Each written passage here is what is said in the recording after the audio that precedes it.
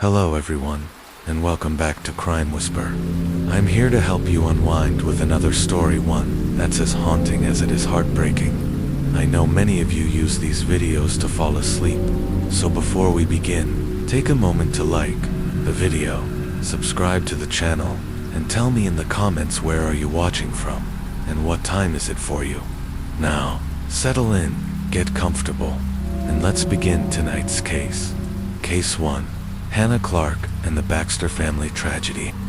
Clark was born on September 8, 1988, in Brisbane, Australia, to Sue and Lloyd Clark. She was known as a bubbly, kind-hearted girl with a passion for gymnastics. Even as a teenager, Hannah shone she was a state representative in trampoline at just 16 and served as school captain during her senior year. After high school, she started working with children at the Police Citizens Youth Club, also known as PCYC, where she taught youth gymnastics. That's where, in 2008, she met Rowan Baxter. Rowan was 31 years old when he and 20-year-old Hannah crossed paths. He was born on May 9, 1977, in Tauranga, New Zealand, and his early life was marked by instability. His father was imprisoned for the alleged sexual abuse of a minor rumored to be Rowan's own sister. Family members recalled Rowan as a deeply angry and controlling child. One cousin even described him as terrifying, while others pointed out that misogyny seemed to run in the family, though he was contracted to the New Zealand Warriors rugby league team in 2005. Rowan never actually played a professional game. Still, he clung to the title of ex-NRL player and used it frequently to boost his image. Friends and co-workers painted a troubling picture. Rowan was controlling, confrontational, and obsessed with being the dominant one in every situation. He could be charming when needed, but had a short temper and a manipulative streak. Some described him as calculating and someone who would fake tears to gain sympathy.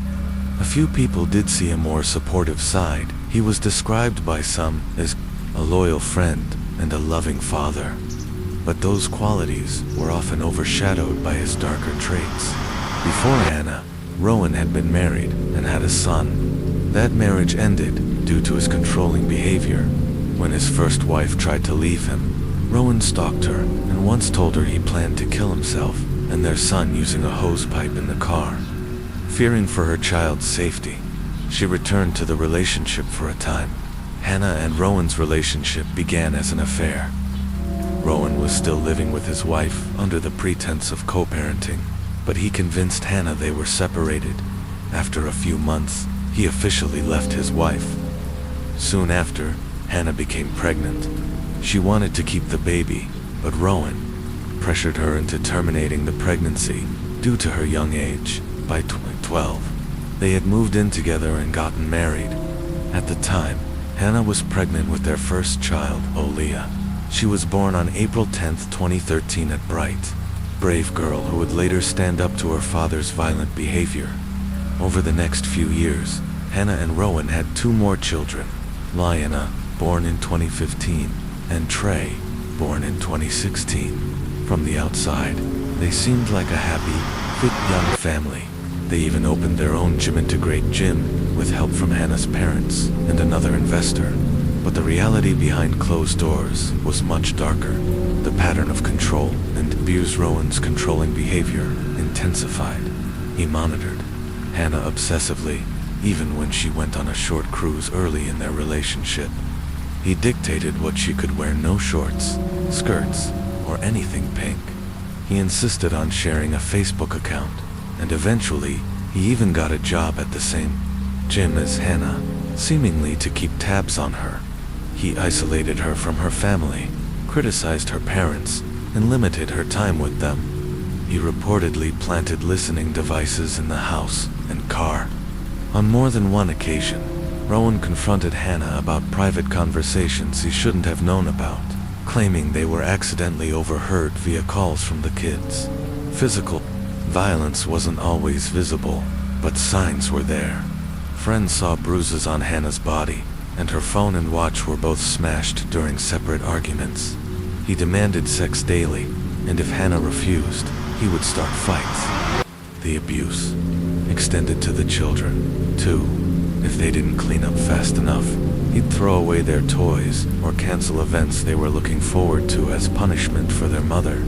Planning to escape in November 2019, after years of emotional, verbal, and likely physical abuse, Hannah reached out to a domestic violence resource center. She wanted to leave, but feared for her safety. She believed Rowan was tracking her and recording her conversations. Together with the support service, she created a safety plan. On December 5th, she put that plan into action. She picked up Olia from school and fled, first to her friend's house, then to her parents' home. She left her phone behind, fearing Rowan could trace her. Rowan tried to present himself as the victim. He went to a relationship counseling service, visited a doctor, and admitted he had control issues. He cried during the appointments and was prescribed medication for anxiety and insomnia. But his behavior didn't improve, despite the separation. Hannah still allowed Rowan supervised contact with the children, but he used that access to manipulate and torment her emotionally.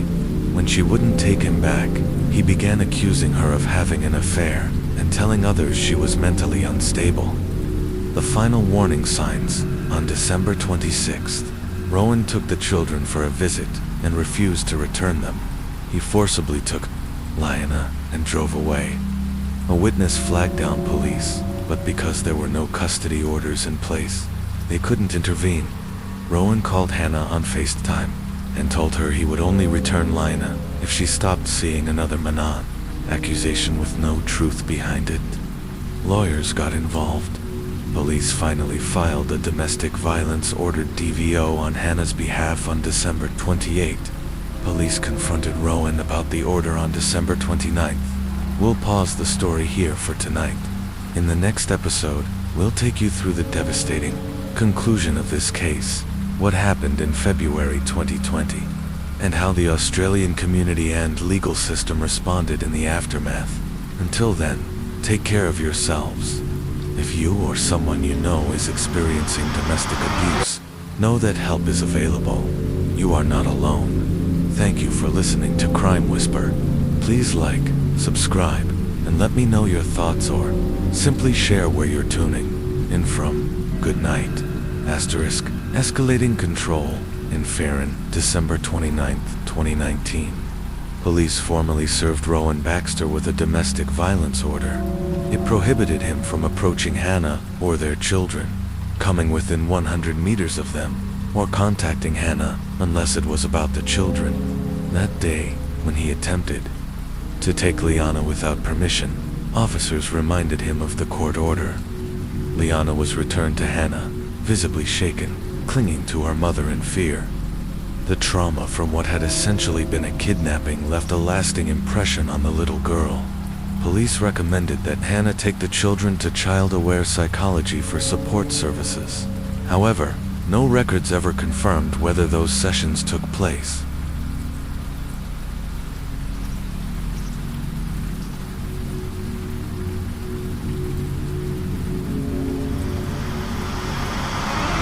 To support the DVO, Hannah gave a full statement detailing the abuse she endured, stories that deeply disturbed investigators. She described how Rowan forced her to sleep with him every night, despite verbally degrading her. In her own words, "If I didn't have sex with him every night, he would make our lives hell." It became a survival tactic, something she did to keep the peace and protect the kids. She described how Rowan would hold her by the neck knot, hard enough to choke, but in a way that terrified her. In one instance, when she refused him, he attempted to assault her, and she had to physically fight him off. Hannah also said she feared he would kill her and the children, referencing a time when Rowan threatened to end the lives of his ex-wife and son before taking his own. Evidence of his unstable behavior was visible online, too. Rowan had posted videos of himself being far too rough with the children. One showed little Trey screaming while placed in an ice bath. Manipulating the narrative around the same time, Rowan tried to flip the script. He contacted police, claiming that he was afraid of Hannah. He said she had a key to the house and might come take Liana. His claims were aimed at undermining Hannah's credibility, painting himself as the victim in a relationship where he held all the power. On December 29th, Rowan began counseling as part of a mental health plan. He admitted to being controlling, and said Hannah had left him because of that. But no formal risk assessment for family violence was conducted. The focus remained on breathing exercises and self-soothing techniques. He was given pamphlets on healthy relationships, but the deeper issues went unaddressed. Over the following days, counselors attempted to reach out to Rowan. He did not respond. When he did attend a second session, on December 31st, he claimed Hannah had lied about everything. He insisted she'd fabricated the abuse to keep the kids from him. Still, no risk screening was done. Warning signs missed on January 1st, 2020. A child harm referral was raised within the police system and sent to the Child Protection Investigation Unit.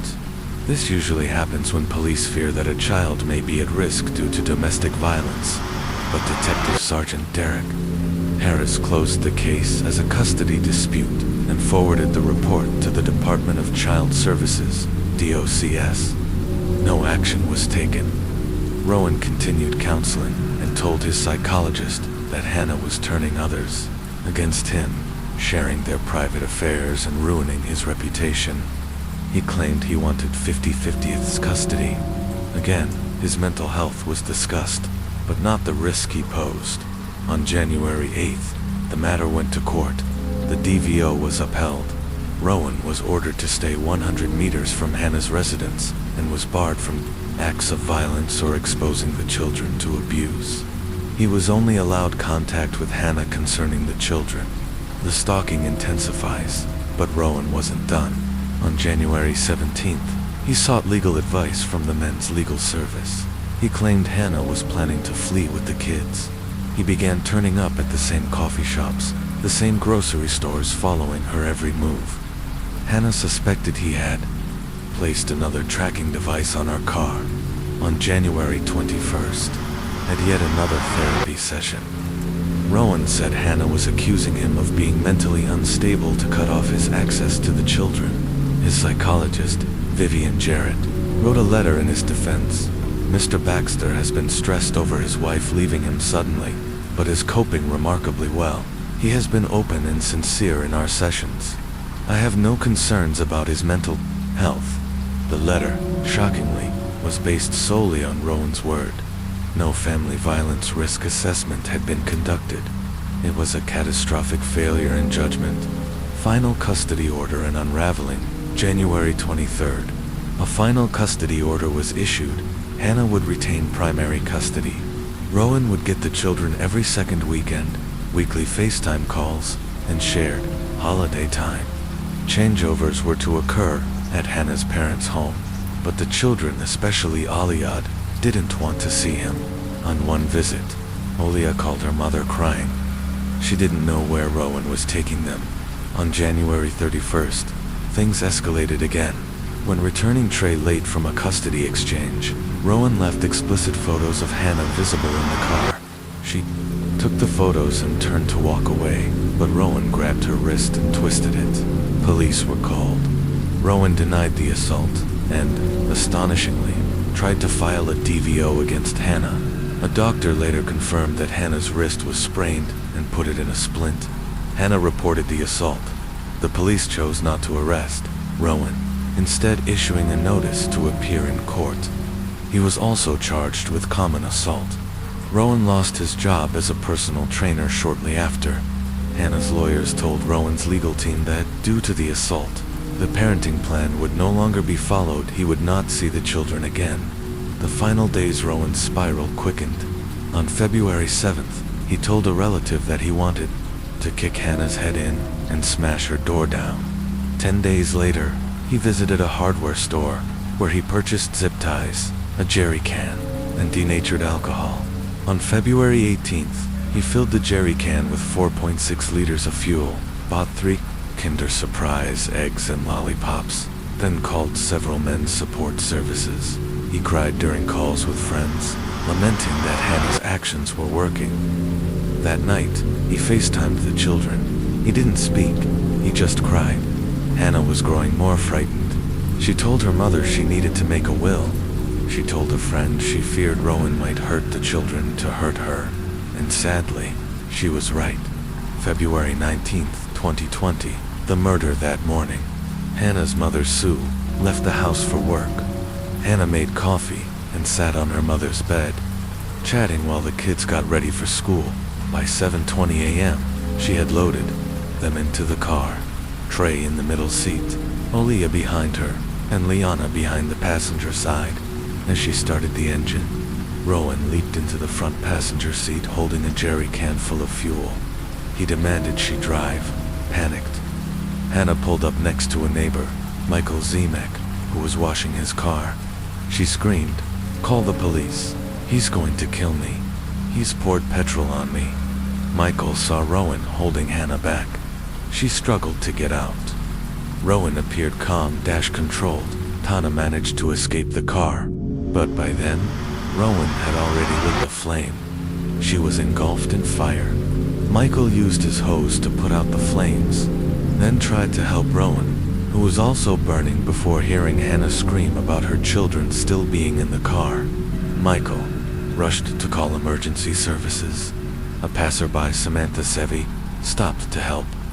She doused Hannah with the hose and stayed with her. Hannah kept asking, "Are my babies okay? Did someone get them out of the car?" She had pulled over to save them, but it was too late. Hannah Clark suffered burns to 97% of her body. She was rushed to hospital but passed away later that day. Her 3 beautiful children, Leah, Liana, and Trey, died at the scene. Rowan Baxter died as well, having taken his own life after murdering his entire family. This case shook Australia.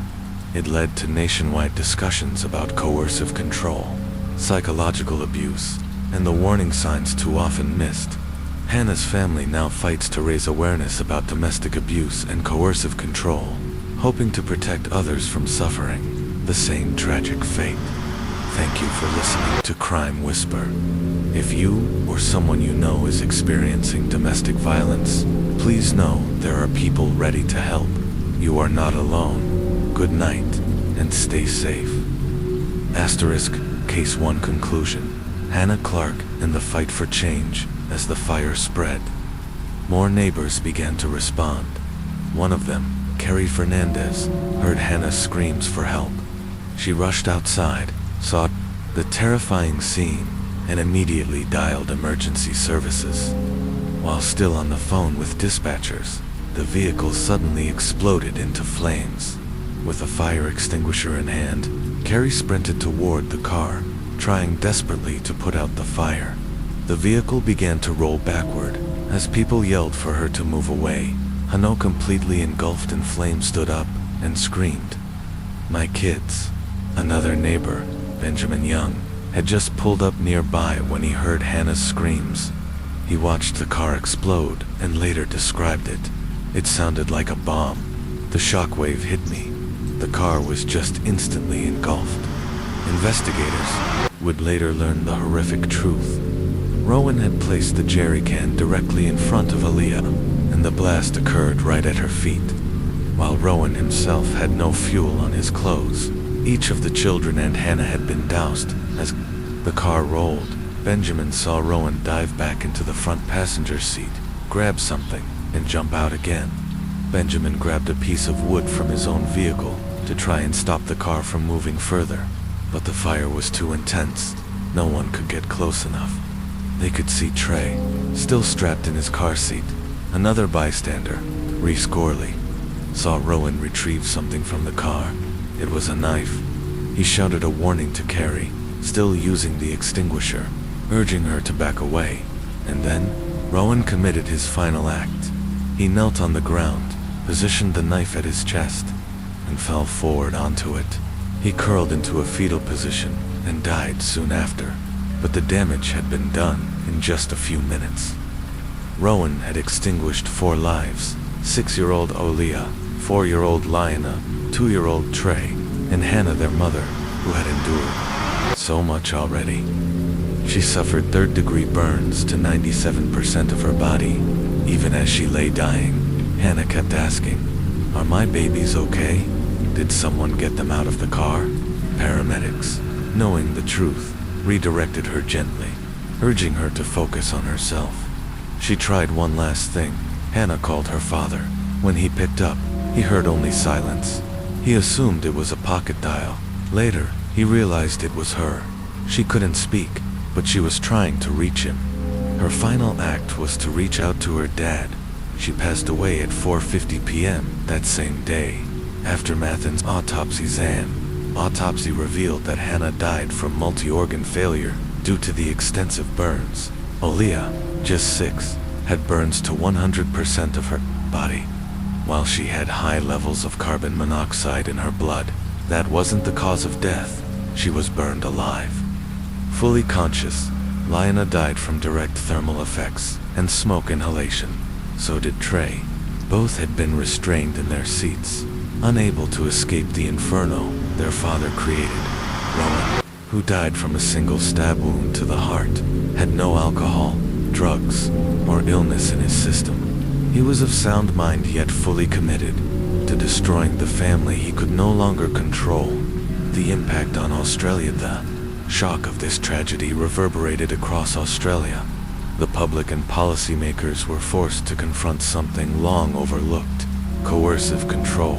At the time, coercive control defined by Queensland police as violent or manipulative.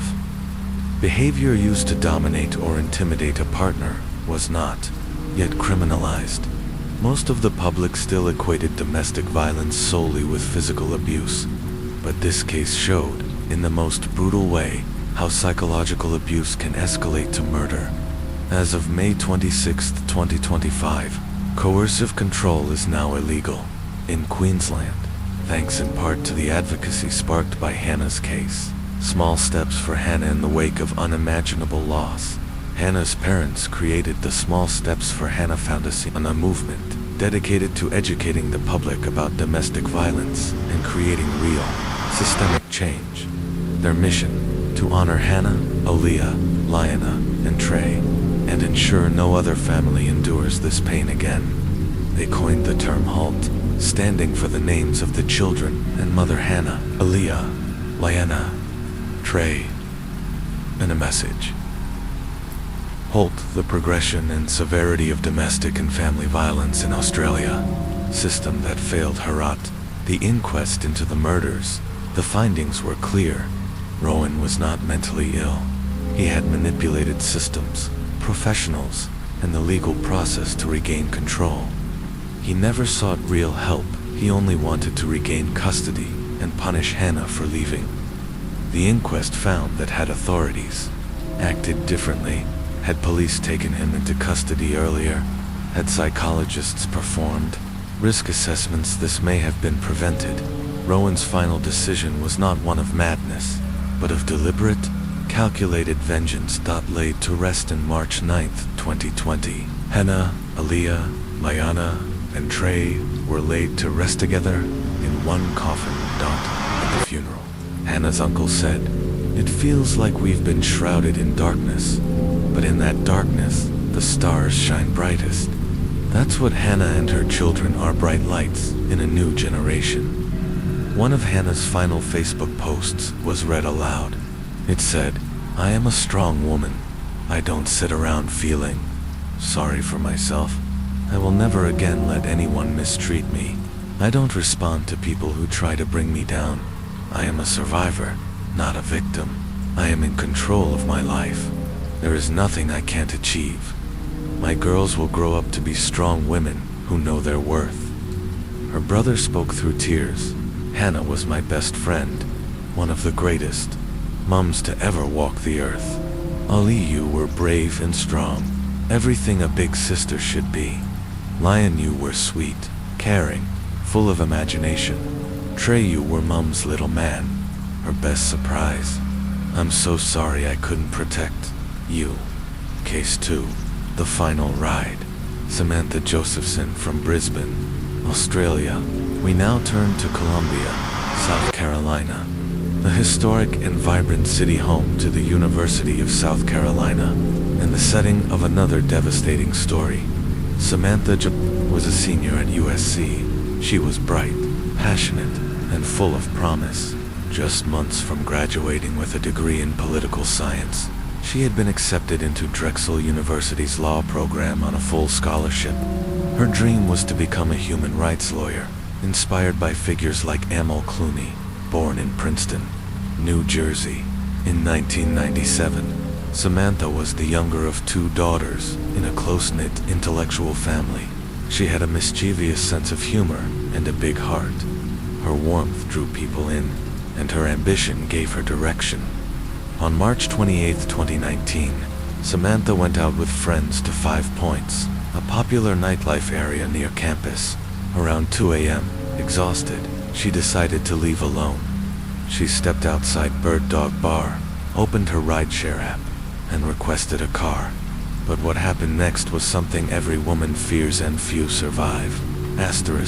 Crime Whisper, Case 2. Samantha Josephson, a ride into darkness in the hours after. Samantha Josephson vanished. Her loved ones and investigators clung to hope. Her photo was released to the public, and media coverage exploded. The fact that she had disappeared in a busy, student-filled area suggested someone must have seen something. And someone had by 4 p.m. on March 29th, just a day after she was last seen. Police received a grim report from New Zion, a rural area southeast of Columbia around 60 miles from the bar where Samantha had been. 2 hunters had stumbled upon a body, concealed in thick brush just off a remote dirt road. Police rushed to the scene. It was Samantha, the young woman they had been desperately searching for. The forensic findings were horrific. Samantha had endured a brutal, frenzied attack. Her body bore over 100 sharp force injuries, concentrated primarily on her head, neck, arms, and back. The coroner later said the stab wounds were so numerous they couldn't all be individually counted. The weapon wasn't a standard knife. The wounds suggested it had 2 parallel blades, creating symmetrical punctures, adding another level of gruesome mystery to her killing. But what truly shocked even seasoned investigators was the discovery that Samantha's body had been almost entirely drained of blood. A woman her size should have had around 4 liters of blood in her system. But during the autopsy, only 20 milliliters remained, barely enough to test. The official cause of death, acute blood loss, and based on medical estimations that process a slow, agonizing bleed, may have taken 10 to 20 minutes in that time. Samantha had been awake. She had known what was happening. She had fought a campus, and mourning the news devastated her parents and boyfriend, Greg. The University of South Carolina fell into shock. This wasn't just a tragedy, it was a nightmare rooted in something that could happen to anyone. Samantha hadn't taken risks. She had simply done what millions do every night. She went out with friends and used a rideshare app to get home. Students panicked. Social media exploded with warnings. No one walked alone. No one hailed rides without double-checking license plates. The familiar had become deadly. The Columbia police, now under enormous public pressure, worked around the clock. They retraced Samantha's final steps using witness testimony, GPS data, and surveillance footage, reconstructing the night. Samantha's friends recalled that she hadn't been in the best mood that night. Her parents were sick, and she'd been feeling low. Around 2 a.m., she told her friends she was heading home early. She texted her boyfriend Greg at 2:04 a.m., saying she had just called an Uber. That was the last message she ever sent. Greg, concerned after she stopped responding, checked her shared location. Something was off. Instead of heading north toward her apartment, Samantha's GPS showed the car going southeast away from campus. Suddenly, her location sharing stopped altogether. Greg repeatedly called and texted her. No answer. The next morning, terrified, he drove to Columbia. He and Samantha's roommate began searching. They even obtained security footage from bars and street corners. That's when they found the first real clue, a black Chevrolet Impala captured on CCTV footage. A predator on the prowl around 2:10 a.m. Surveillance footage showed Samantha standing alone, waiting at a corner. She was wearing a red runch top, black jeans, and clutching her phone.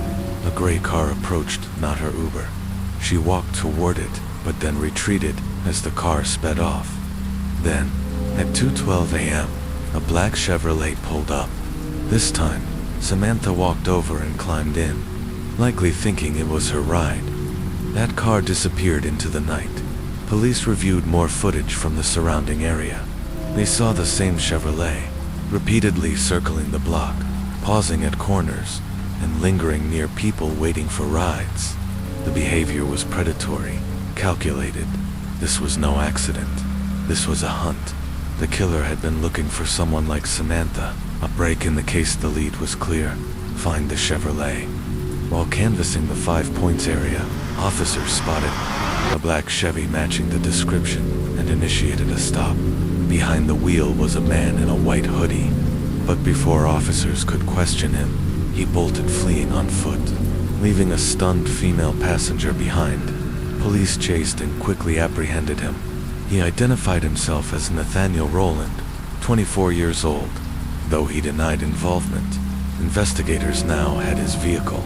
Inside the car, they found a rose gold iPhone, visible bloodstains on the back seat, cleaning supplies, including bleach and gloves, and disturbingly, the child locks engaged on the rear doors, trapping any rear passenger inside. There was also a bloody footprint on the rear window, as if someone had tried to kick their way out. The police began to see the car for what it truly was, a mobile torture chamber, a web of lies and cold evidence. Rowland offered a bizarre excuse. He claimed he'd lent his car to someone else and returned the next morning to find it mysteriously bloodied. He said he bought cleaning products to clean it out and never contacted police out of fear. But when asked who had borrowed the car or where he'd been, he refused to answer, citing privacy concerns. His lies quickly fell apart. Investigators discovered Samantha's blood throughout the back seat, confirmed via DNA. The rose gold iPhone was hers.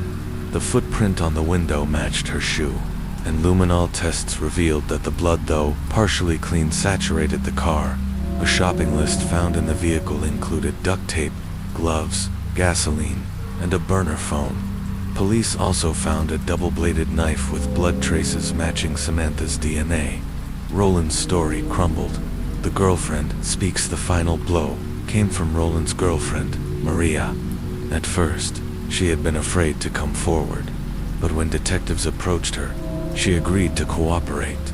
Maria testified that Rowland disappeared the night of the murder and only returned the next morning. She noticed bloodstains in the back seat when he picked her up. She asked questions, but Rowland told her to mind her own business. She saw him cleaning the car obsessively later that day. She noticed a blood-covered knife tucked away in the car. He tried to give her Samantha's iPhone, claiming he'd found it. Though terrified, Maria's testimony was key in placing Rowland at the center of the crime. Trial and justice. On July 20th, 2021, the trial began. Prosecutors called 31 witnesses. Rowland's defense insisted he was innocent, but the mountain of physical evidence told another story. Samantha's blood, DNA, phone, footprint, and the weapon all pointed directly to him. In July 2021, Nathaniel Rowland was found guilty of first-degree murder and kidnapping. He was sentenced to life in prison without parole. Legacy. Samantha Josephson's death shook the nation and changed rideshare safety protocols forever. Her family launched the hashtag What's My Name Foundation, named after the last words they imagined she might have asked before entering that car. The campaign teaches people, especially women, to verify their driver's name and license plate before entering any vehicle, because Samantha never got that chance. Asterisk. Continued case. Samantha Josephson, justice, reform, and legacy for days. Maria had lived in fear, haunted by what she had seen, afraid of what it might mean. But when authorities finally contacted her, a sense of relief washed over her. She was ready to tell them everything. Guided by her statement, investigators searched the area near her home. In a nearby trash bin, they made a crucial discovery: a double-bladed knife, its design a perfect match to the symmetrical stab wounds on Samantha Josephson's body. Forensic testing confirmed it had been used in the murder. Traces of Samantha's blood still clung to the blades. But that wasn't all. Inside the same bin, police recovered blood-soaked clothing, bedsheets, towels, and rubber gloves, all saturated with Samantha's blood. These discarded items became damning evidence in the case against Nathaniel Rowland. Additional data sealed the narrative. Phone records showed that both Nathaniel and Samantha's phones traveled together along Highway 378 in the early hours of March 29th, before stopping in New Zion, the very location where her body was discovered. At 5:43 a.m., someone attempted to withdraw money from Samantha's Wells Fargo account 9 times. Surveillance footage from the ATM showed a man, his face partially obscured, repeatedly entering the wrong PIN codes. A witness nearby confirmed seeing someone matching Nathaniel's build. By that point, Samantha was already dead. Later that same morning, at 11 a.m., Nathaniel visited a local second-hand store and tried to sell Samantha's rose gold iPhone. When the employee unlocked it, they saw a woman's face on the lock screen. Pressed for details, Nathaniel fumbled for an explanation. Suspicious, the store refused to buy the phone. The trial begins with overwhelming evidence. Nathaniel Rowland was arrested and charged with first-degree murder and kidnapping. But at trial, his defense team pushed back. They claimed that no DNA from Nathaniel was found under Samantha's fingernails, arguing that if she had truly fought for her life, she would have scratched her attacker and left a trace. The prosecution responded with 2 key points: the savagery and speed of the attack may have overwhelmed Samantha, preventing a physical struggle. Her fingernails had been cut short, possibly after death. In an attempt to eliminate any remaining evidence, the defense then brought in witnesses. Nathaniel's cousin claimed that on the night of March 28th, Nathaniel had been heavily drinking and stayed in bed all night. His father said Nathaniel discovered his car keys missing the next morning and was shocked to find his car covered in blood. Family and friends tried to paint Nathaniel as a harmless, if mischievous young man. His high school basketball coach even testified to his good nature. But the mountain of forensic evidence, blood traces, DNA, the murder weapon, the attempt to sell Samantha's phone, GPS records, and surveillance footage was insurmountable. Verdict and sentencing. On July 27, 2021, after just over an hour of deliberation, the jury delivered its verdict: guilty on all charges. Nathaniel's mother made a final emotional plea for leniency, insisting her son was not a monster. But the judge disagreed. He called the murder one of the most savage he had seen in his courtroom. Nathaniel was sentenced to life in prison without the possibility of parole. Even as the verdict was read aloud, Nathaniel remained stoic, cold, unrepentant. His demeanor chilled everyone in the courtroom. Legacy. The Sammy Law, though, the trial ended with the sentence. For Samantha's family, the pain never did. They were haunted by the autopsy details: over 100 wounds, the draining of her blood, the sheer brutality, but they channeled their grief into purpose. Samantha's parents became activists overnight. They launched the What's My Name Foundation, named after the phrase they hoped could save others. What's my name? A simple question every rider should ask to verify their driver before getting into any vehicle.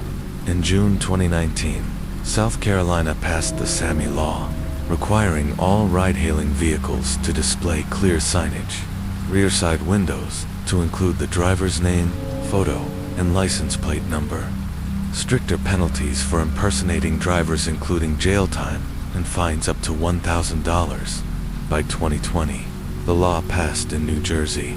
In 2023, it was adopted federally. Today, the Sammy Law is saving lives. But it came at the cost of one bright young woman's life, Samantha Josephson, who just wanted to get home safely. Case 3. The ritual murder of Colleen Slemmer. It was just past 7 a.m., January 13th, 1995, on the sprawling campus of the University of Tennessee at Knoxville. A janitor named Alan was making his usual rounds, assigned to clean the isolated area of Tyson Park, near an abandoned steam plant. Alan considered himself lucky. The area was quiet, meaning he could take things easy. He never expected what he would find. While walking the wooded trail behind the derelict plant, Alan spotted something, a faint trail of blood, smeared across the ground and disappearing into the brush. A chill ran down his spine. Driven by curiosity and dread, he followed it. Parting the undergrowth, Alan stumbled upon a sight so gruesome it would torment his memory for life. A body, or what was left of one. The victim, Young, was shirtless, her torso slashed repeatedly with razor-sharp precision across her chest. A 5-pointed star had been carved deep into her skin, possibly while she was still alive. Blood had dried into thick, dark stains. But it was her face, or what remained of it, that horrified investigators the most. Her head had been crushed, her skull caved in by repeated blunt force, likely from a rock found nearby, still stained with blood. Alan ran, trembling, barely able to dial 911. A community on edge. Knoxville police arrived quickly, alongside university security, despite having handled numerous homicides. Even veteran officers were shaken. The brutality suggested something ritualistic, personal, and deeply disturbing. But the victim couldn't be immediately identified. Her face was too damaged, based on the scene's proximity to campus. Investigators suspected she might be a student. They began discreet inquiries to avoid mass panic. From dormitory entry logs, a name emerged: Colleen Slemmer, 19 years old, a student in the school's vocational program. She had signed out of her dorm the night before, and she never came back. Asterisk. Case 3. The ritual murder of Colleen Slemmer, Part 2. Unable to afford traditional college tuition, Colleen Slemmer had turned to a government-supported opportunia, vocational training program run by the U.S. Department of Labor, aimed at helping low-income youth aged 16 to 24. The program offered education, job training, and even free housing. Colleen found herself enrolled in the Knoxville branch, where she was studying computer science, something she was truly passionate about. But what no one knew then was that this very campus would become the setting for her tragic and senseless murder. Within months of her death, the Knoxville program quietly shut down. The last night, investigators, now focused on identifying what happened to Colleen, reviewed the dormitory's logbook. A glaring detail stood out. On the night of January 20th, Colleen had left her dorm at 8 p.m. with 3 others: Krista Pike, Tedoral Ship, and Shadola Peterson. By 10:15 p.m., all 3 had returned. Colleen had not. Where was she? The police immediately sought out the trio for questioning, but before they could track them all down, an unexpected development took the case in a grim new direction. The Jackie Tay University security guard approached detectives with something unsettling: a leather jacket, left behind by Krista Pike, one of the last people seen with Colleen. The guard thought it might be important. Inside the pocket, wrapped in a tissue, was a fragment of bone, still stained with blood that hadn't yet dried. Seasoned forensic experts at the scene were shaken to their trained eyes. The fragment resembled part of a human skull.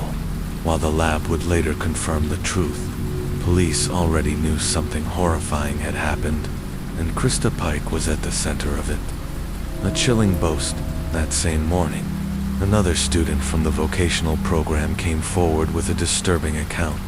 During class, Krista had nonchalantly pointed to brown stains on her shoes, grinning. "That's not mud," she said. "It's blood." She then boasted vividly, shamelessly, about slitting a girl's throat and crushing her skull with a rock. Police were stunned. Had Krista not only committed murder, but bragged about it? It was time to bring in the trio for formal questioning. The obsession turns deadly as the interrogation began. The horrifying story unfolded. The motive, jealousy ragent, something even darker. Krista Pike believed Colleen was trying to seduce her boyfriend, Tatterall Ship, a 17-year-old she had met after enrolling in the program. The two had formed a disturbing bond, drawn together by a shared fascination with Satanism. It wasn't just a phase or aesthetic. To them, it was a way of life, one that glorified cruelty, ritual sacrifice, and rejecting all that was moral or sacred. When Krista went home for the holidays, Tatterall grew restless. He began chatting with Colleen. Whether Colleen reciprocated or not didn't matter. Krista was convinced of betrayal. Upon returning, Krista sensed the shift immediately. Her instincts told her something was wrong between Tatterall and Colleen. No amount of denial could change her mind. Her jealousy quickly festered into hatred. The plan for sacrifice Krista began tormenting Colleen. Verbal threats, intimidation, psychological harassment. Colleen, overwhelmed and afraid, called her mother several times, begging to leave the program. Her mother insisted she stick it out and finish. But Krista was already escalating. She turned to her close friend Shatala Peterson, and together, they began plotting revenge. But this wasn't just about jealousy anymore. Krista cloaked her rage in ritualistic justification. She told Tatterall, "The universe is out of balance. We need a sacrifice. Without it, the celestial order will collapse." And so, Colleen Slemmer became the chosen offering. Lured into the woods in the afternoon of January 12th, Krista approached Colleen with a new persona, apologetic, soft, even friendly. She invited her to go shopping. "Let's bury the hatchet," she said. "Start fresh." Colleen, emotionally exhausted from weeks of bullying, was relieved. Maybe Krista was ready to move on. Before leaving, Krista called Tatterall and Shatala to join, saying the more, the merrier. At 8 p.m., the four of them left the dorm. Along the way, Krista suggested stopping by Tyson Park, a quiet wooded area near campus. "We go there to smoke sometimes," she said.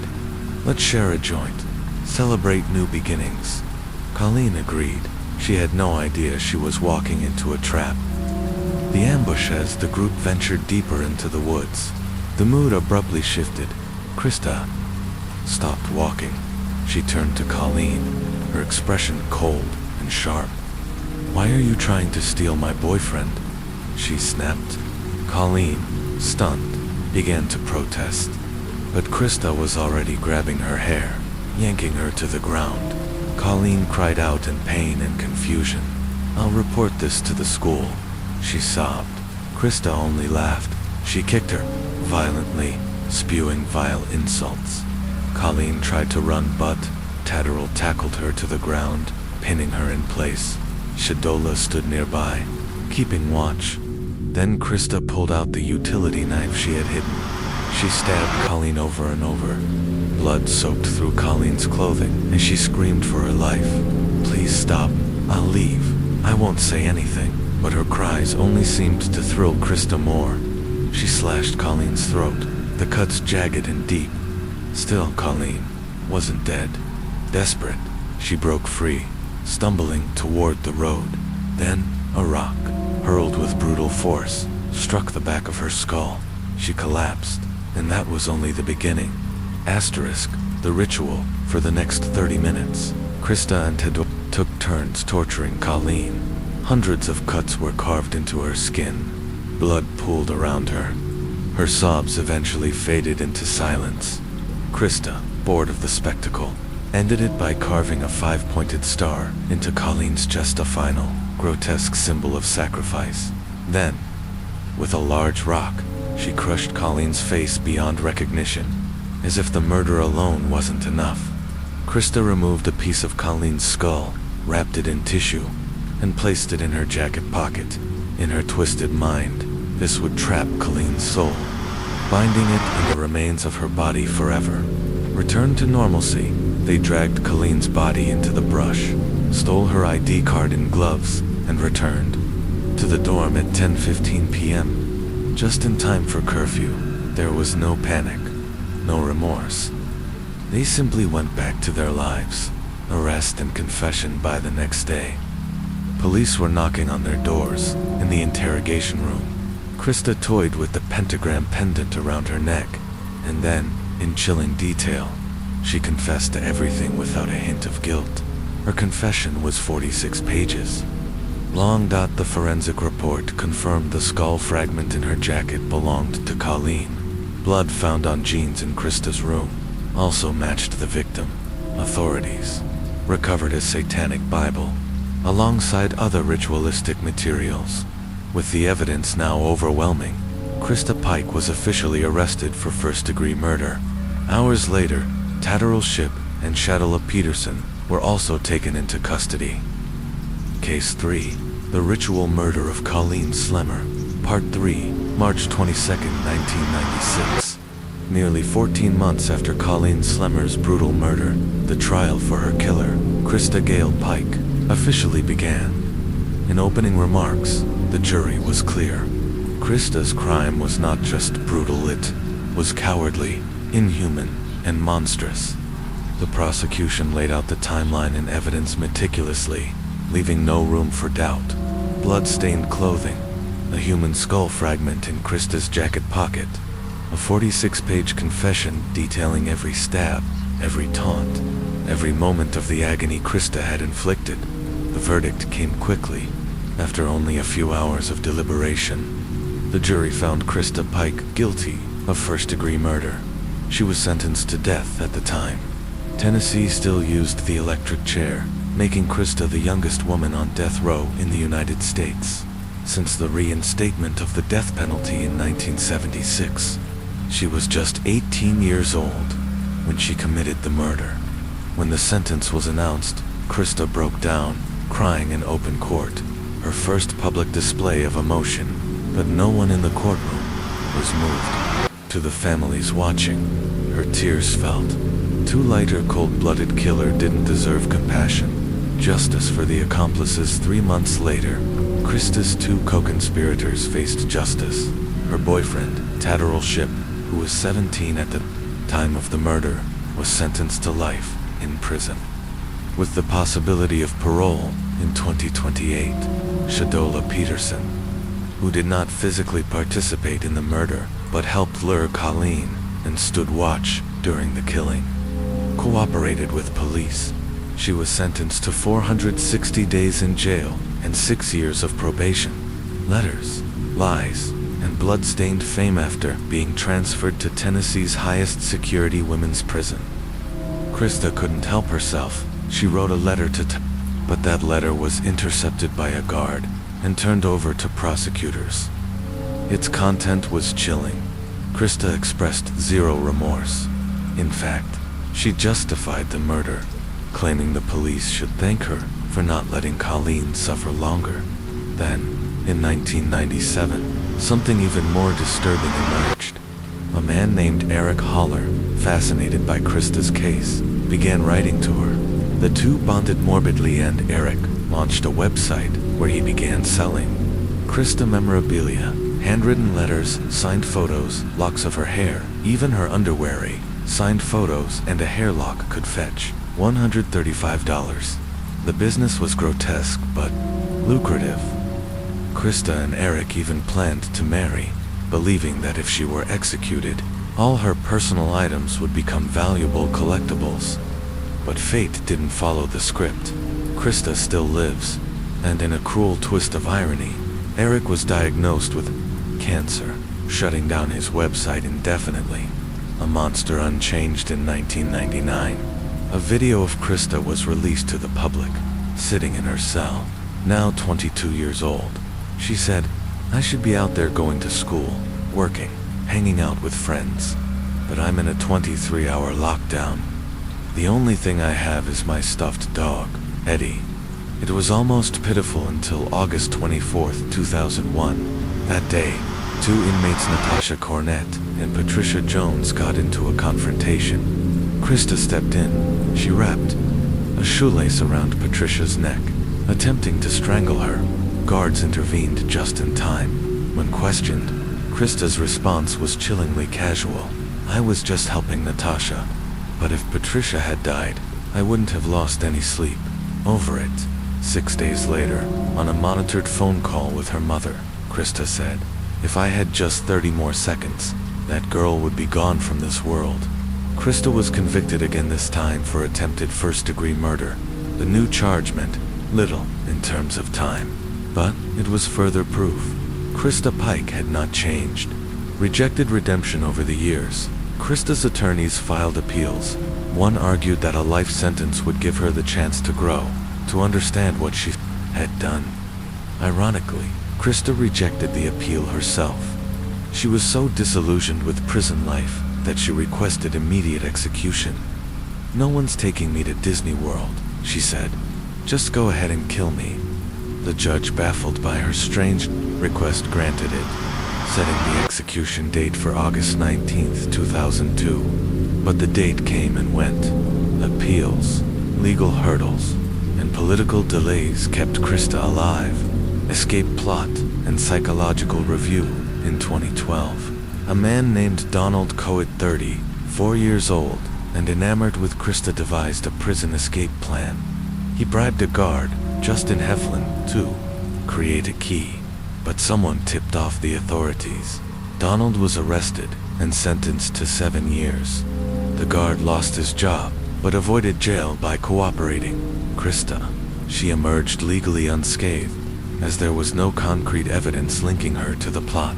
Later, she filed a human rights complaint, claiming that her mental illness had been overlooked. During trial, psychiatrists conducted a full evaluation. The findings shocked even the most skeptical. The making of a killer, Krista Pike's childhood was a wasteland of abuse, trauma, and neglect. She was born on March 10, 1976, in Beckley West, Virginia. Her father was violent and absent. Her mother, Carissa, was an alcoholic who drank heavily throughout pregnancy. Brain development issues in Krista's frontal lobe. Krista suffered from epilepsy and later schizophrenia. As a child, she was beaten, starved of affection, and repeatedly exposed to cruelty.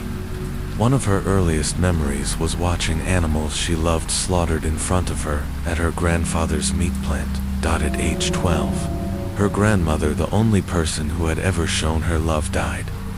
At 15, she was assaulted by a neighbor. Her mother refused to press charges. At 16, Krista was attacked, again dragged into the woods by a stranger. Carissa refused to believe her. By the time Krista enrolled in the vocational program in 1994, she had been broken in every way a child can be. And yet, even with this knowledge, the state held firm. She was 18 at the time of the murder. She was an adult under the law, the present and the future. On August 27, 2020, the Tennessee Attorney General submitted a request to the U.S. Supreme Court to schedule Krista's execution, but the COVID-19 pandemic delayed proceedings again. Krista's legal team continued to appeal, citing cases involving juvenile leniency, but the courts reaffirmed she was of age and would not be retried. Today, Krista remains the only woman on death row in Tennessee. If executed, she would be the first woman executed in the state in over 200 years. She has created a website pleading for clemency, claiming she's changed, that she regrets what happened, and wishes she could undo it. She writes that the person she is now is no longer the young girl who killed Colleen Slimmer. A divided nation, public opinion remains sharply divided. Some argue that mental illness, abuse, and a failed justice system failed Krista long before she failed Colleen. Others, including Colleen's grieving family, see it differently.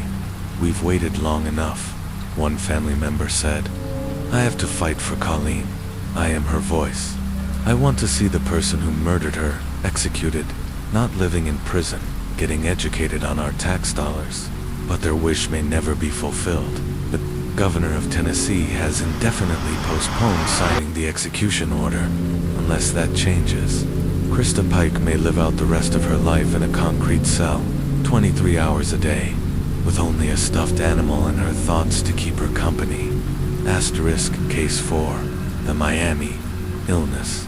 The curious case of Sergio and Tiziana Pino in the heart of Miami, a city famed for its white sand beaches, vibrant culture, and international influence, lies a story that begins like the American dream, but slowly curdles into suspicion, betrayal, and a mystery still unresolved. The power couple of Miami, Sergio Pino, was a man who seemed to have it all. A Cuban immigrant turned billionaire, Sergio was a well-known figure in Miami's real estate and business circles. He founded Century Home Builders, which became the largest developer of homes for the Hispanic community in the United States. He owned an $8 million waterfront mansion, a matching yacht, and a reputation for philanthropy that earned him accolades across Florida. Born in Havana in 1956, Sergio fled Cuba with his family in 1968 after the communist government seized their small grocery business. At just 12 years old, Sergio arrived in Miami with nothing but determination. While his parents worked low-wage jobs, his father as a plumber's assistant, his mother cleaning houses, Sergio studied hard and worked harder. By high school graduation, he had already started cleaning carpets for a plumbing company. Before long, he borrowed $6,000 from his father and launched his own company, Century Plumbing. The early years weren't easy. Contracts were scarce, expertise limited, but Sergio was relentless. Over time, his work ethic and instincts paid off.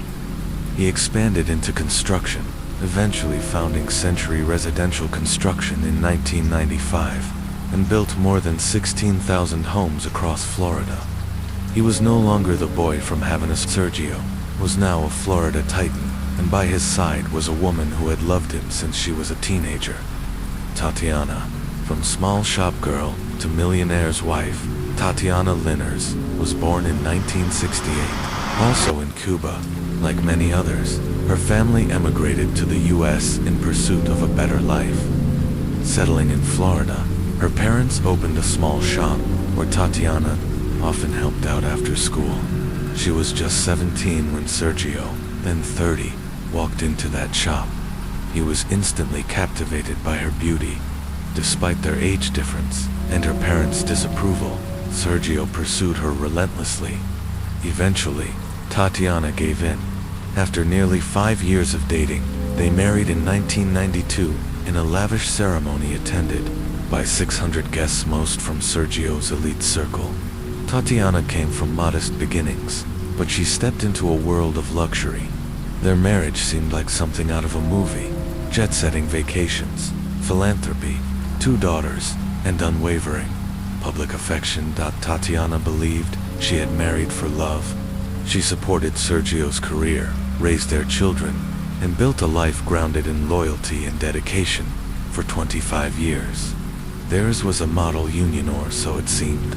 Cracks in the dream. By 2017, that dream began to fracture. Tatiana discovered that Sergio was having an affair with a young real estate agent. The betrayal cut deep. She had met him at 17, devoted her entire life to their family, and supported his every success. When confronted, Sergio begged for forgiveness. He swore it was over. Thinking of her daughters and the life they had built, Tatiana decided to give him another chance. But the trust was gone, and worse, Sergio was lying. He continued the affair in secret and began seeing other young women as well. He covered his tracks carefully. To the outside world, they were still the perfect couple, but inside the home, something had changed. And then Tatiana's health began to fail. The mysterious illnesses starting in 2018. Tatiana experienced a series of strange and frightening health issues. It began with dizziness and nausea, followed by shortness of breath, unexplained hair loss, and even brief episodes of unconsciousness. Each time, doctors ran tests. The results were inconclusive. Eventually, she was diagnosed with epilepsy and cardiovascular complications, but the root cause was never clear. Then, in July 2019, the pattern took a chilling turn. Tatiana once again felt violently ill, this time noticing a bitter, chemical taste in her mouth. Doctors suspected food contamination. She recovered, but the mystery deepened just a few months later. The dinner party incident in November 22, 2019. Tatiana attended a prestigious dinner event honoring Miami's most influential women. Among the 30 guests were state senators, congresswomen, and the lieutenant governor of Florida. Guests brought small dishes or gifts to share. Tatiana, still recovering from her July illness, brought a Brussels sprout salad prepared for her by none other than Sergio. The atmosphere was cheerful. Wine flowed. Conversations sparked. Then it started. Several attendees began to feel nauseous, then dizzy. Vomiting followed. Over 10 women were rushed to the hospital. Doctors confirmed the cause: food poisoning, and almost all of them had eaten the Brussels sprout salad. Those who hadn't, completely fine. Panic spread. The story made headlines. Given the political status of those affected, police launched a full investigation. Suspicion and silence: the salad had been nearly consumed, but what remained was forensically tested. No poison was detected. Still, many found it suspicious. Why would so many people fall ill from a dish that only Tatiana was meant to eat, and one prepared by Sergio? Though the evidence was circumstantial, rumors swirled. Some wondered if Sergio had been trying to poison his wife and unintentionally harmed others. But without hard proof, the case went nowhere. Sergio vehemently denied any wrongdoing. And then, quietly, the investigation was closed. A woman in decline. Over the next 2 years, Tatiana's condition worsened. There were more episodes, more hospital visits. She survived each time, just barely, but her trust in the world and her husband was gone. She kept a record of her symptoms, of her suspicions, of the times she'd eaten food only he had prepared. She began making calls to her friends, to her attorney, to her daughters. Was she afraid, or preparing for something? What she said in those conversations would later become critical. But then, she stopped calling. Case for Part 2. The billionaire who poisoned the course of 5 years, Tatiana Pino called for an ambulance more than 35 times. She had been transferred between multiple hospitals, undergone countless tests, and even had a pacemaker implanted. Yet doctors remained baffled, despite the best medical care money could buy. Her mysterious illness only worsened. Then came February 2022. Tatiana collapsed. Her skin had turned purple. She was gasping for air. Her daughter, in a panic, rushed her to the hospital. She survived, but this time, she wasn't just fighting to stay alive. She was determined to find out why her health kept failing. She and her daughter traveled from hospital to hospital, seeking answers. And finally they got one. The breakthrough: doctors at Johns Hopkins Hospital detected traces of fentanyl in Tatiana's blood, a synthetic opioid, 50 to 100 times more potent than morphine. It's often used in surgery. In the wrong hands, it's deadly. Tatiana had never taken fentanyl. She hadn't been prescribed it. And yet, the symptoms matched perfectly. Difficulty breathing, irregular heartbeats, near organ failure. This wasn't random. This was poisoning. She immediately reported it to the DE. And if you've been following this story, you already know the only person with both access and a motive. Sergio Pino, her husband of nearly 30 years. The turning point: once she was discharged, Tatiana moved out of the mansion. And just like that, her symptoms began to disappear. For the first time in years, she wasn't falling ill. No dizziness, no fainting, no pain.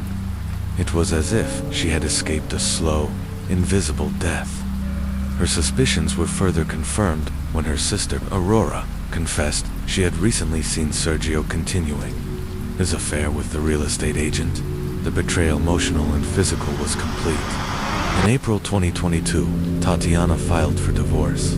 She demanded half of Sergio's estimated $153 million fortune. Sergio was livid. He argued that his wealth was built from nothing, with no help from his wife. He reminded the court of their 1992 prenuptial agreement, which stated she had waived her rights to alimony or assets. He offered $20 million, a fraction of what she was entitled to. Tatiana refused, and so began a vicious, high-stakes legal war. But Tatiana had no idea just how dangerous this battle would become. The attacks begin July 2nd, 2022. Aurora's home in Dade County went up in flames. 2 cars were torched. Surveillance cameras showed a man in a hoodie dousing them with gasoline. Aurora had only one enemy, Sergio. She had supported her sister's divorce and had exposed his infidelity, but the footage was too grainy. The attacker couldn't be identified. August 12th, another arson attack at Aurora's home. Her final car destroyed. Again, no arrests. August 30th, just after attending a divorce hearing, Tatiana pulled into her new driveway in Pinecrest. A small pickup truck waiting nearby suddenly accelerated, slamming into her car. The collision wasn't fatal, but it was close. She called Sergio, asking if he had anything to do with it. He denied everything. He claimed he was the victim. His BMW had been torched, his house shot at, and he'd received threatening calls urging him to finalize the divorce. But to Tatiana, this was all smoke and mirrors, an elaborate ruse. The assassination attempt on June 23, 2024. Tatiana was returning home from a church ceremony. She didn't know that a gunman was already waiting in her yard as she pulled in. He sprang out and aimed his weapon. She blared her horn and floored the gas pedal, veering into the backyard to escape. Her car scraped against fences and trees, anything to get away. The gunman circled to the front, hoping to intercept her again. But inside the house, Tatiana's 26-year-old daughter heard the commotion. She ran outside and came face to face with the armed man. He pressed the gun to her head but didn't fire. Instead, he warned her to stay inside. It was clear Tatiana was the target. The daughter called 911. Another life narrowly spared. And notably, the next day was yet another divorce hearing, the raid the day after the failed shooting. The FBI raided Sergio's Coral Gables mansion. They seized his electronics and devices. Sergio showed no surprise, almost as if he had expected it. He denied everything, but investigators were now closing in. Through surveillance, wiretaps, and financial tracking, the FBI arrested 8 suspects, including a man named Bevins, a career criminal with priors for attempted murder and armed robbery. Initially, Bevins kept quiet, but when faced with serious time, he flipped. He revealed he had been recruited by a man named Villar, another ex-con, who was taking orders from Sergio himself. Bevins agreed to help. He made a controlled call to Villar, secretly, recorded by the FBI. The implication was clear. Sergio had tried to kill his wife. The final confrontation, at 6 a.m. on July 16, 2024. A full SWAT team surrounded Sergio's home. Agents blocked off the waterway behind his house to prevent escape by yacht. Flashbangs were deployed. Negotiators called out his name, but Sergio never responded. At 10 a.m., a single gunshot rang out. The agents broke in. Sergio Pino was found dead on the bedroom floor, a gun still in his hand. The man who had once stood as a shining example of immigrant success had taken his own life. But even in death, he left chaos behind. Aftermath and legacy in total. 9 suspects were charged in connection with the attempted murder of Tatiana Pino. Prosecutors confirmed that she had narrowly survived 9 separate attempts on her life. Bevins told investigators that after Tatiana rejected Sergio's $20 million offer, Sergio turned desperate. He first tried poison. When that failed, he escalated to arson, staged car crashes, and finally, a murder-for-hire plot. Sergio had spent more than $150,000 in 2 groups of hitmen. He even burned his own car and staged a shooting at his mansion to create false leads. Through it all, he remained methodically using burner phones, cash payments, and proxies to cover his tracks. He was never formally charged, but the evidence was damning. The will, the fortune, and the fight for justice. With Sergio gone, a new battle emerged. The inheritance. Though they were still legally married, Sergio had secretly rewritten his will, transferring assets to his brother Carlos and drafting a clause excluding Tatiana entirely. He also illegally transferred her shares in the company, but Tatiana fought back. Her legal team argued Sergio was suffering from paranoia and severe mental instability, rendering the new will invalid. The judge agreed, placing a freeze on the inheritance. Tatiana also revealed that their prenup had been signed under duress. Sergio had told her, "If you don't sign this, the wedding is off." It may not have been legally enforceable after all. Today, Tatiana is now the acting CEO of Century Residential Construction, the company she helped build behind the scenes for decades. The total value of Sergio's estate remains disputed. Estimates place it at over $300 million. Most of it will likely go to Tatiana and her daughters. But wealth aside, what remains is this. Tatiana survived a long, calculated campaign to end her life, and she lived to take back control.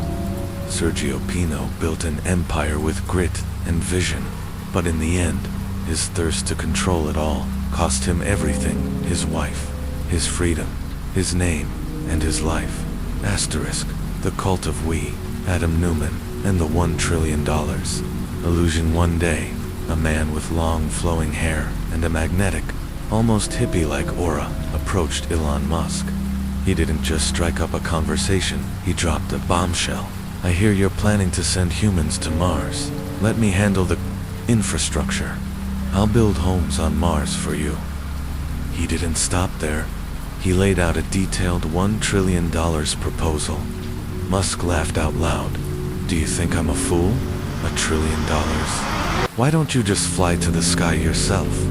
But then, he paused, because the man in front of him wasn't a lunatic. He was Adam Newman, the founder of a company with a valuation even higher than SpaceX at the time.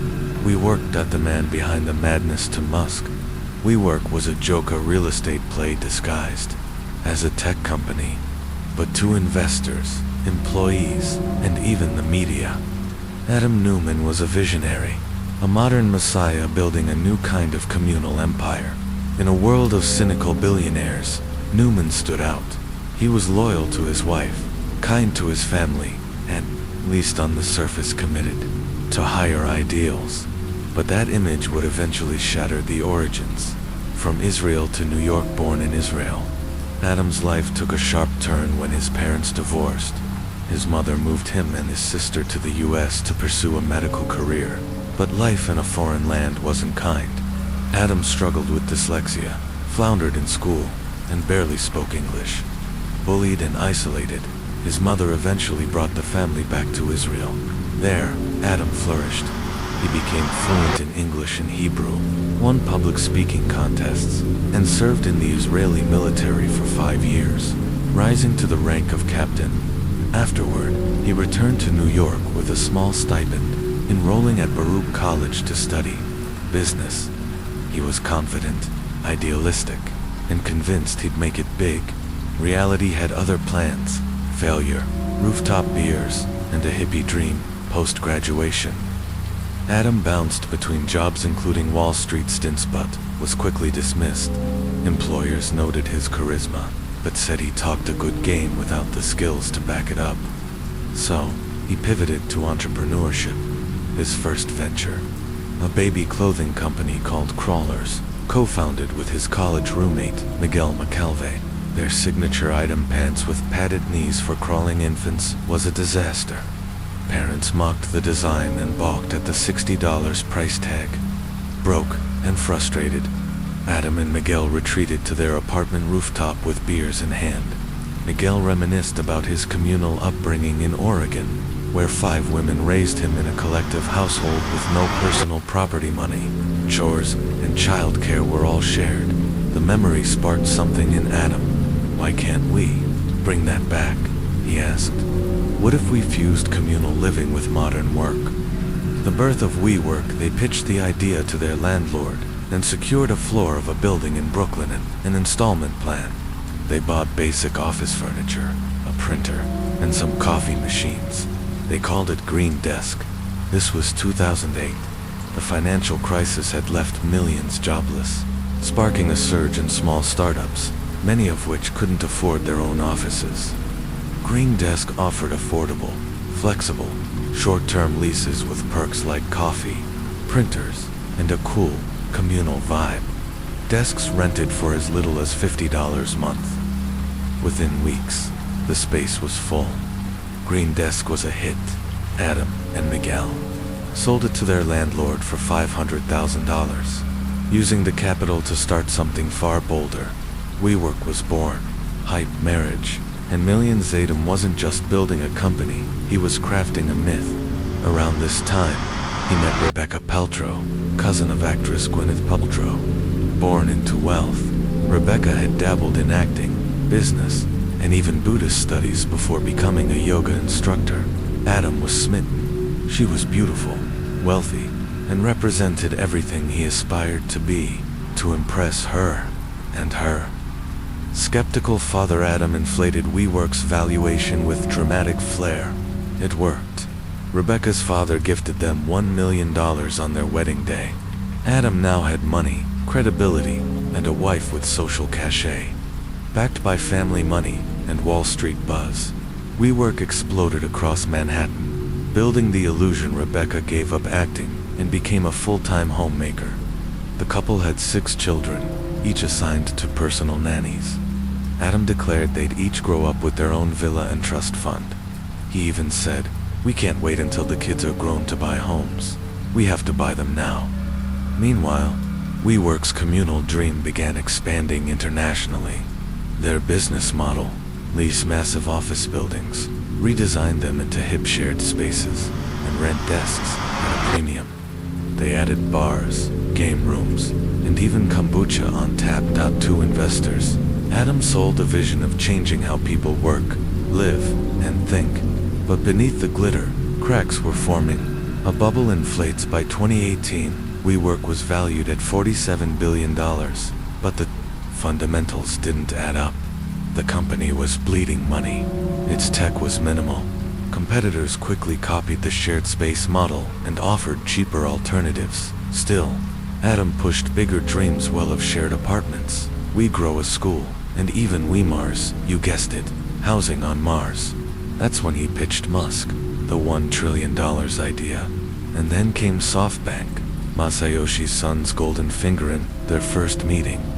Billionaire Masayoshi Son, founder of SoftBank, posed a cryptic question: in a fight between a crazy person and a smart person, who wins? Adam answered without hesitation: the crazy one, because the crazy one believes he can beat the smart one. Son laughed. That was the answer he wanted. He invested $4.4 billion in WeWork on the spot. Later, SoftBank's total investment would reach $18.5 billion. The crash. But as the company prepared for an IPO in 2019, everything unraveled. SEC filings revealed outrageous losses, self-dealing, and questionable decisions, like Adam leasing buildings to WeWork, then renting them back at a profit. He had cashed out hundreds of millions before the IPO. Rebecca, listed as a key executive, had fired employees for minor slights. The company's cult-like culture became a liability. Investors revolted. WeWork canceled the IPO. The valuation plummeted from $47 billion to $8 billion overnight. Adam was forced to resign. Aftermath and legacy: Adam walked away with a $1.7 billion exit package. He lost control of WeWork, and much of his net worth evaporated. Yet, he didn't rage. He didn't blame Rebecca, even though her influence, both spiritual and financial, helped trigger the downfall. He remained loyal. Some called him delusional, Others called him a genius, undone by ego. But one thing is certain, Adam Newman dreamed bigger than most. He nearly turned a real estate hustle into a $100 billion company. He nearly took it public. He sold not just office space, but an idea of belonging in an era of isolation. Whether he was a prophet, or just a great con artist, may be up to history to decide. The empire of We. When madness met money by 2016, WeWork had grown into a cultural phenomenon. But behind the buzz and billion-dollar valuations, cracks were beginning to form. As competition intensified, profits started to evaporate. Rivals undercut WeWork's pricing, and the company's core model leasing buildings, renovating them, and subletting workspace, offered little protection from copycats. Losses ballooned. Investor patience wore thin. In one heated exchange, a frustrated investor blurted, "Do you think everyone is as rich as SoftBank?" That single name, SoftBank, lit a fire in Adam Newman. He rushed to his laptop and typed in, "Masayoshi Son." The Golden Goose. Masayoshi Son, the Japanese-Korean billionaire behind SoftBank, was known for his uncanny ability to spot unicorns before anyone else. One of his earliest bets, $20 million on a then-unknown Jack Ma, turned into $150 billion, a 7,500x return. To Adam, this wasn't just an investor. This was a savior. He booked a flight to India immediately, where Son was attending a conference. On the plane, he buried himself in research, learning everything he could about Son's background, values, and philosophy. Both men were outsiders. Masayoshi had grown up facing discrimination as a Korean in Japan. Adam, too, had straddled two worlds as a Jewish boy growing up between Israel and the US, struggling with dyslexia and cultural displacement. When they finally met, Adam delivered his story with raw emotion. He was charming, intensely enduring between visionary and zealot, but Son didn't blink. He had heard every pitch under the sun, and he wasn't in the business of philanthropy. He was there to make money. Still, intrigued by Adam's persistence, he asked one question: in a battle between a wise man and a madman, who wins? Adam paused, then, with burning eyes, answered, "The madman." Something in Son shifted. That fire, that certainty reminded him of Jack Ma.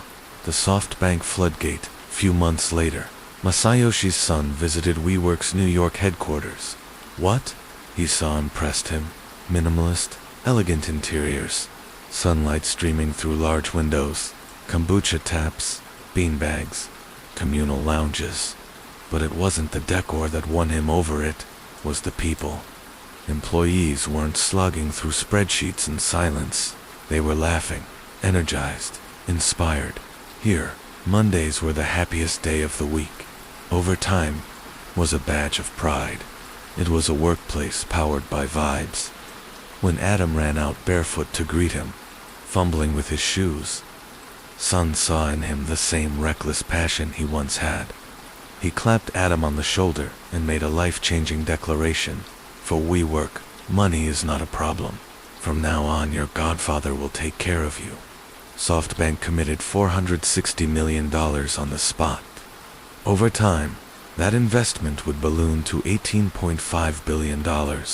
And with SoftBank's bottomless pocket, Adam became unstoppable. Tiger, with wings.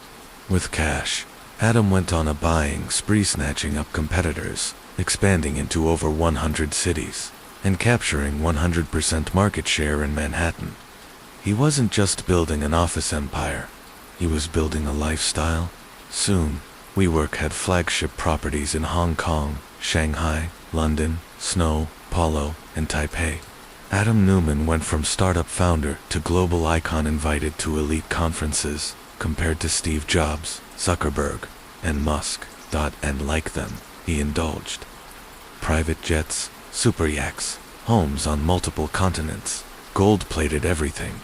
He didn't just want success, he wanted mythology. Rebecca's realm. But Adam wasn't alone in extravagance.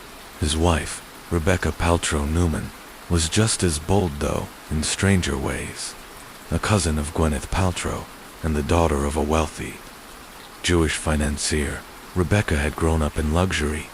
She tried her hand at acting without much success, and later dabbled in yoga instruction and spiritual entrepreneurship. Now, with Adam's fortune, she didn't just shop, she acquired.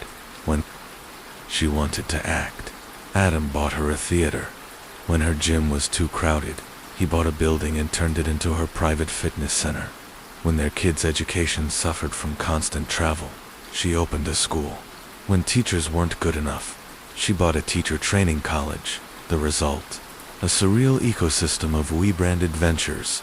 We Grow, a private school for elite children. We Fit, upscale fitness centers. We Sleep, sleep optimization.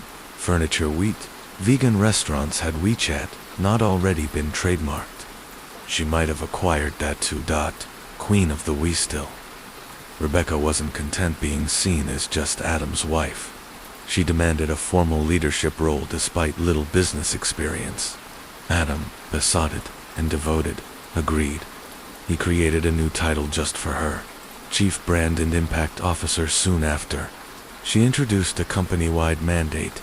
All WeWork employees were banned from eating meat, not just in the cafeteria, not just at events. Even private lunchboxes were subject to inspection. Rebecca believed meat disrupted the office's spiritual energy. Its key. Each day, she would march through the WeWork campus like a monarch, flanked by assistants checking for contraband sandwiches or rogue sausages. Offenders were told to go home. The cult of We Buy Now. WeWork didn't feel like a company. It felt like a movement, a cult of personality fueled by unchecked money and grandiose dreams. Adam promised to elevate the world's consciousness through office space. He wanted to colonize Mars. He said WeWork would become more valuable than Apple. He even trademarked the word we and sold it back to his own company for $5.9 million. SoftBank kept paying until one day they didn't. The fall of WeWork, from unicorn to cautionary tale. By 2018, the atmosphere inside WeWork's offices was electric until it wasn't. Employees, already underpaid, were subjected to increasingly bizarre workplace policies.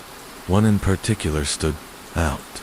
Eating meat was banned, not just in cafeterias, but in personal meals too. Rebecca Newman, Adam's wife and self-appointed Chief Brand and Impact Officer, claimed meat disrupted the company's spiritual energy. Offenders were swiftly sent home, sometimes terminated on the spot, yet workers held on. Adam Newman had promised that when WeWork went public, those who stayed loyal would receive stock options that could change their lives. But the person losing the most sleep wasn't an employee, it was Masayoshi Son, CEO of SoftBank, the man who had bankrolled Adam's wildest visions. The price of beliefs on S. Initial investment was $460 million, but Adam, ever persuasive, continued drawing more funds until SoftBank's total exposure exceeded $10 billion. And still, WeWork had never posted a single dollar in profit. Son, feeling the heat from a tightening global economy and his own overly positions, told Adam the funding faucet was closing. It was time to find new investors, perhaps from Abu Dhabi, where oil billionaires were known for backing moonshot ventures. But Adam managed to do the unthinkable. At a critical meeting, he stood them up. Billionaires from the Gulf, waiting for it. Over 40 minutes, were left insulted. They boarded their jets and flew home, infuriated, when Adam frantically called Son to apologize. Blaming a scheduling error, he received a cold response. "You can't even show up on time. You've embarrassed me enough. SoftBank won't give you another cent. Figure it out yourself." The IPO that killed the dream with nowhere else to turn. Adam fast-tracked the WeWork IPO. On paper, Wall Street was still enchanted. JP Morgan Chase even floated a mind-blowing valuation, $490 billion, assuming everything in the books checked out. But once auditors stepped in, the truth came spilling out. WeWork was bleeding cash, losing tens of millions monthly. Worse, Adam and Rebecca had been quietly enriching themselves all along. They had registered We brand trademarks, We Grow, We Fit, We Sleep, under their own names, then forced WeWork to buy them back for $5.9 million. Purchased real estate personally, then leased it back to the company at inflated rates, funneled company money into passion projects like schools, gyms, and vegan restaurants, all under the WeWork banner, but controlled by the Numa NS. It was, in essence, a money carousel. Funds cycled from company coffers straight into their personal bank accounts. The public image of a revolutionary startup began to crumble. Insiders started calling WeWork by a new name. Turn We upside down, and it spells me. Faced with a crisis, JP Morgan slashed their valuation estimate to $37 billion. Adam's dreams were collapsing. Rebecca's final blow at him, perhaps overwhelmed or simply afraid of his wife, signed the most important document in the company's history, the IPO prospectus. To Rebecca, her version read more like a spiritual manifesto than a financial disclosure. She waxed poetic about world peace, human equality, and unlocking the hidden superpowers of children.